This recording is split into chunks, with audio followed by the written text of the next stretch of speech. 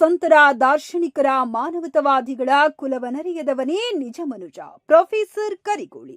ತಾಲೂಕಿನ ಶ್ರೀರಾಮನಗರದ ಚಿಲುಕೂರಿ ನಾಗೇಶ್ವರರಾವ್ ಸರ್ಕಾರಿ ಪ್ರಥಮ ದರ್ಜೆ ಕಾಲೇಜಿನಲ್ಲಿ ದಿನಾಂಕ 23/3/2026 ಆದ್ಯ ವಚನಕಾರ ದೇವರ ದಾಸಿಮಯ್ಯ ಜಯಂತಿ ಆಚರಿಸಲಾಯಿತು.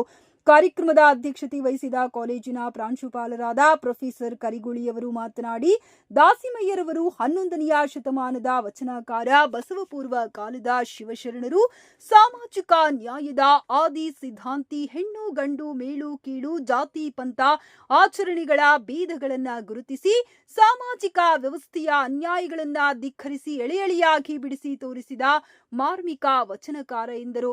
ವಚನಗಳನ್ನು ಅರ್ಥ ಮಾಡಿಕೊಂಡು ಸಮಾಜದಲ್ಲಿರುವ ಅವನ ತತ್ವ ಆದರ್ಶಗಳನ್ನು ಮೈಗೂಡಿಸಿಕೊಳ್ಳಲು ವಿದ್ಯಾರ್ಥಿಗಳಿಗೆ ಕರೆ ನೀಡಿದರು.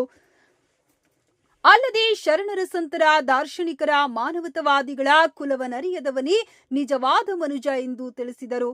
ಪ್ರಾಸ್ತಾವಿಕವಾಗಿ ಸಹಾಯಕ ಪ್ರಾಧ್ಯಾಪಕರಾದ ಶ್ರೀ ವೀರೇಶ್ ರವರು ದೇವರ ದಾಸಿಮಯ್ಯ 12ನೇ ಶತಮಾನಕ್ಕೂ ಮುನ್ನವೇ ವಚನ ಸಾಹಿತ್ಯಕ್ಕೆ ಅಡಿಪಾಯ ಹಾಕಿದ ಆದ್ಯ ವಚನಕಾರರು.